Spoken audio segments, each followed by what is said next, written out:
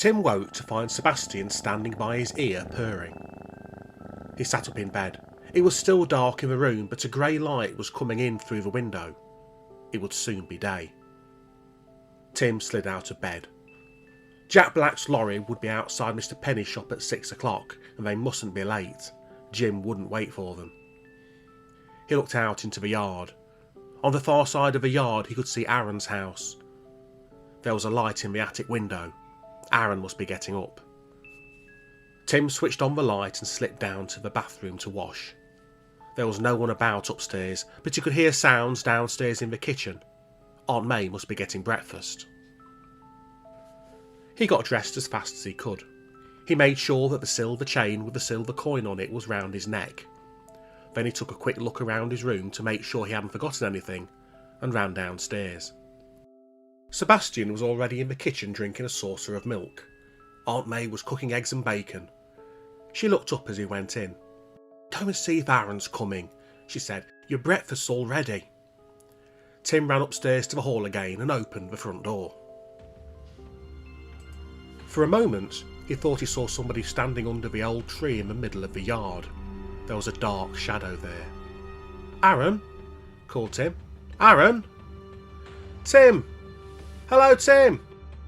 Aaron's voice came from across the yard. Tim ran down the steps to meet him. Aaron was wheeling his bicycle carefully across to Tim's house. It was already loaded with camping gear like Tim's and all ready to go. There was no one under the tree. "Hello, Tim," said Aaron again as Tim ran up. "Did you see anyone in the yard?" asked Tim. Aaron shook his head. "Is there anyone about?" he asked. "I don't know," said Tim. "There was a shadow under the tree. Never mind, I expect I'm just imagining things. Anyway, it might be one of Melinda's friends. Look, breakfast's ready. Leave your bike here by the gate. It'll be safe there. We can see it from the kitchen window while we're having breakfast." They left Aaron's bicycle propped up against the railing and went inside. Aunt May was ready for them. She had cooked the biggest breakfast Tim had ever had. They had cornflakes and eggs and bacon and sausages and fried potatoes. Then there was toast and jam. "Oh, we shan't need any more food today," said Aaron when at last he pushed his plate away. "Thank you very much. We'll be able to bike a long way after that." "Oh, I wish I could be sure you'll have a good meal every day," said Aunt May. "And don't have any accidents this time, Tim. Think about what you're doing. Don't go riding out into the middle of the road." "I'll be careful," said Tim. "Well, I hope so," said Aunt May. At last they were ready. Aaron helped Tim to carry his loaded bicycle down the steps outside the front door. Aunt May came to the door to see them off. "Are you really going to take that cat?" she asked as Sebastian jumped up into the basket, purring. "He'd be much better off here." "He wants to come," said Tim. "He'll be fine." Aunt May shook her head. "Well, I don't know," she said. "Look after yourselves and the cat too." "We will," said Tim. The boys set off out of the yard. The bicycles felt heavy with all the camping gear on the back. They wobbled a bit to begin with, but the boys pedalled along as fast as they could. By the time they got to Mr. Penny's shop, they were used to the load on the bicycles. It was almost 6 o'clock. They got to the shop just in time. A big lorry came round the corner and stopped just as they were getting off their bicycles. Jim Black leaned out of the cab window. "Well, Tim," he called, "you got here then?" He opened the door and jumped out. "I'll give you a hand with those bikes. Is this Aaron? 2 of you can ride in the cab with me and I'll put your things in the back. Is that your cat? A cat going camping? Oh, I've seen everything now." Jim climbed into the back of the lorry and the boys lifted the bicycles up to him. Tim picked up Sebastian and they all climbed into the cab. As they turned out of the street, Tim saw a white car parked on the road by the canal. There was someone in it, but he couldn't see who it was. Tim shivered. "You all right, Tim?" whispered Aaron. Tim nodded. "You do the talking," he whispered back. Jim talked cheerfully as he drove through the town and out into the countryside. Aaron did his best to talk too. He answered all Jim's questions about their tent and the things they had with them. He didn't say much about where they were going. It was so early that the roads were nearly empty. They were soon out of town and driving into the country. Tim began to feel better. He knew what he was afraid of. He was afraid that some of the hidden people might be looking for them. Some of them might be friends with Melinda, but some of them might be friends with the Wind Witches. Tim wanted to get away without anyone seeing them. He sat still, saying nothing, and staring out of the window of the cab. Sebastian sat on Tim's knee, and he seemed to be watching the road as closely as Tim was. Tim wondered whether he was looking for the hidden people too. He felt Sebastian stiffen suddenly. A white car passed them. It looked like the car Tim had seen before by the canal, but he wasn't sure. This time, Tim saw the driver was a man with dark hair and a dark beard. The car shot ahead of them as the lorry turned towards the motorway. It was travelling very fast, and it was going north. Sebastian put his paws up on the top of the dashboard and watched it out of sight. Then he sat down on Tim's knee, still looking out of the window. Tim looked at Aaron, but Aaron was talking to Jim. They drove north along the motorway hour after hour. At last Jim stopped at a service station for sandwiches and fuel. Then they went on again all through the long afternoon, until at last Jim swung the lorry off the motorway and along a country road. It wasn't long before they came to a farm with a notice at the gate saying bed and breakfast, camping in the orchard. Jim slowed down. "This would be a good place for you tonight," he said. "I'm not going much further and you could camp here. It'd be nice and quiet. You want to get in before it's dark." "Yeah, it'll be fine," said Aaron. Jim stopped the lorry and lifted their bicycles out of the back for them. "Here you are," he said. "Now you're on your own." "Thanks very much. Thanks, Jim," they called back as he climbed back into the cab. Jim gave them a wave.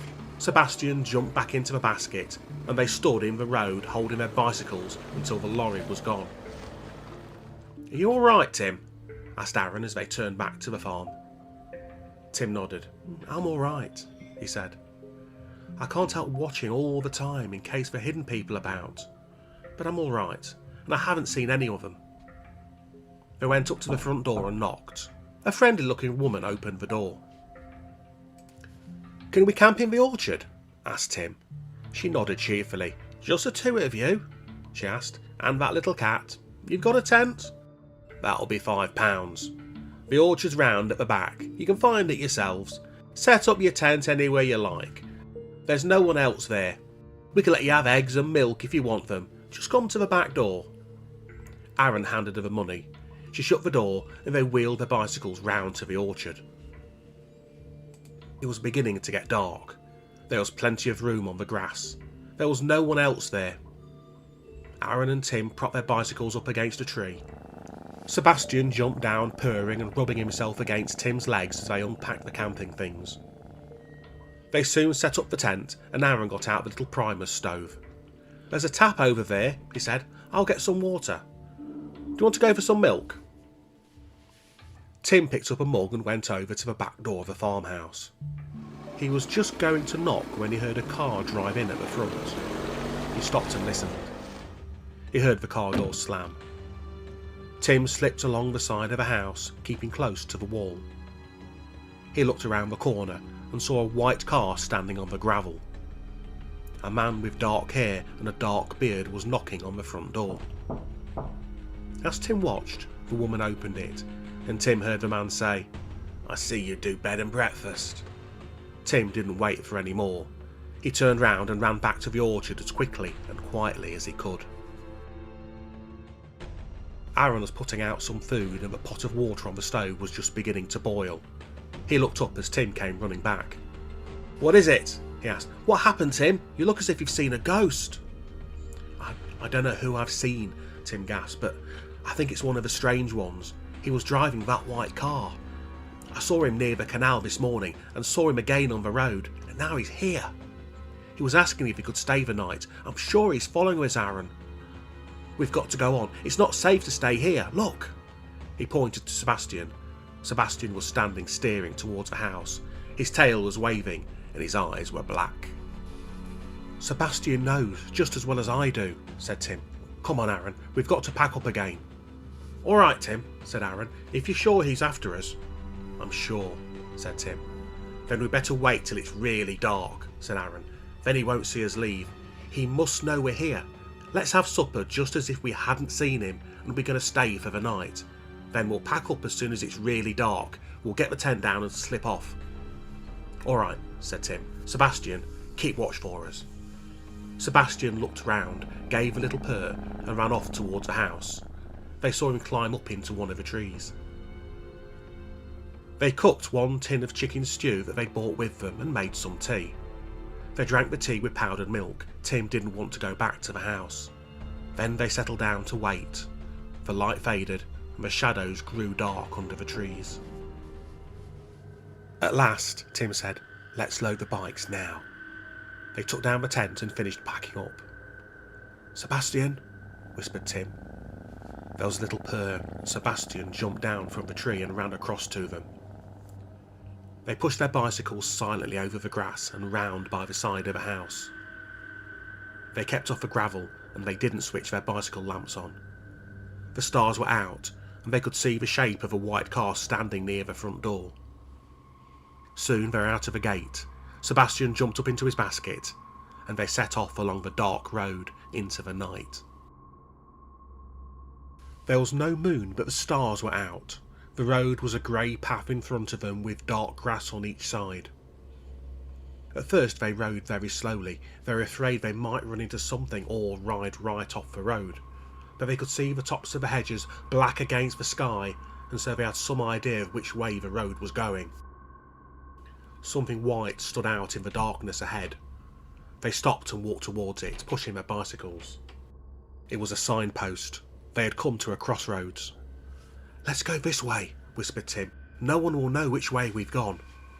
They turned to the left and cycled slowly on again. They came to another crossroads and this time they turned right onto a narrower road.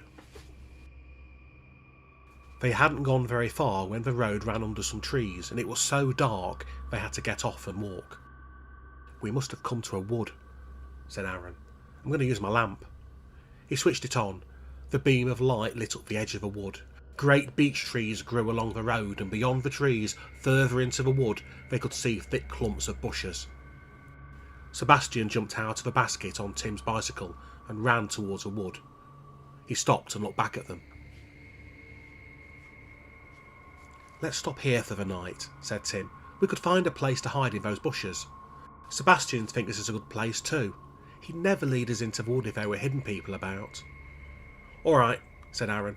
"We couldn't go much further anyway, we're too tired." There was no fence.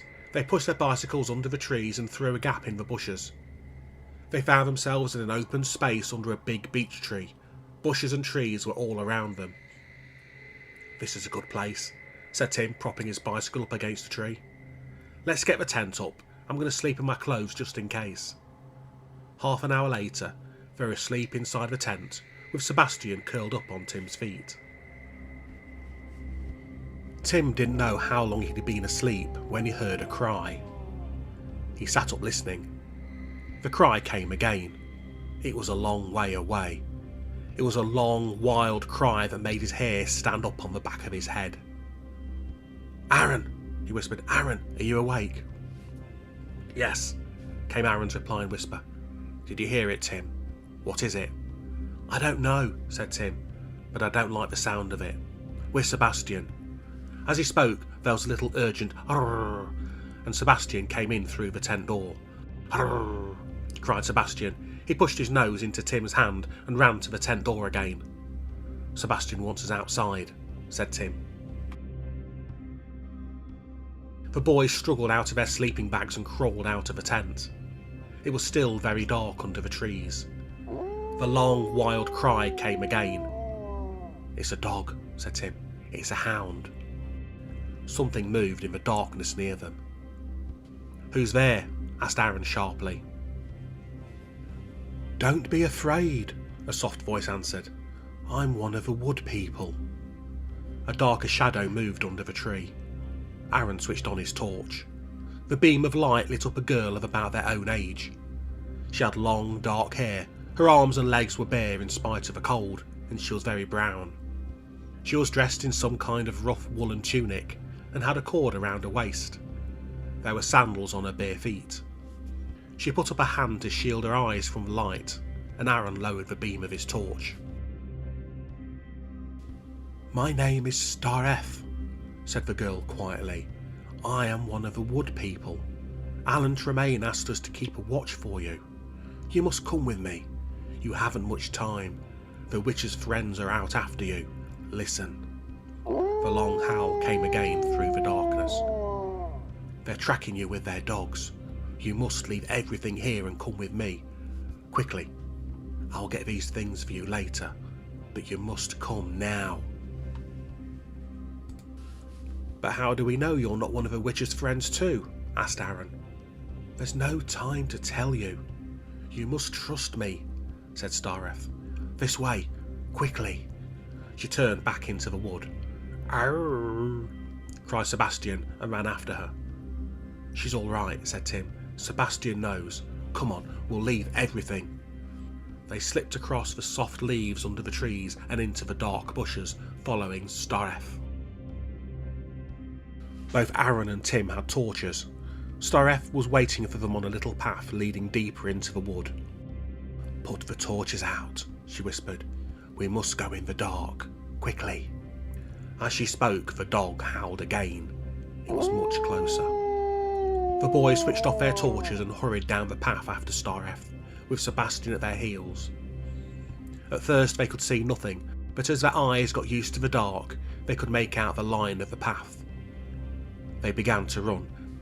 The path was so soft under their feet that they made very little sound.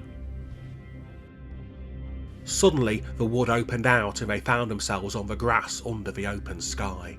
A big ruined stone wall stood in front of them with a great arched doorway in it. There was no door. Stareth led the way under the arch into the old courtyard. A big ruined house stood on the far side of it, but it was so dark that Tim and Aaron could only just make out the ruined walls against the sky.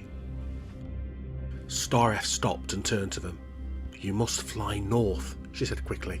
"Alan Tremaine has sent the nightmares for you, and you must fly north to meet him tonight." As she spoke, two dark shadows moved out from the darkness under the walls. They were beautiful dark blue horses with silver bridles. "The nightmares," cried Tim. "Shh," whispered Stareth. "The witch's friends are not far behind. Mount and ride."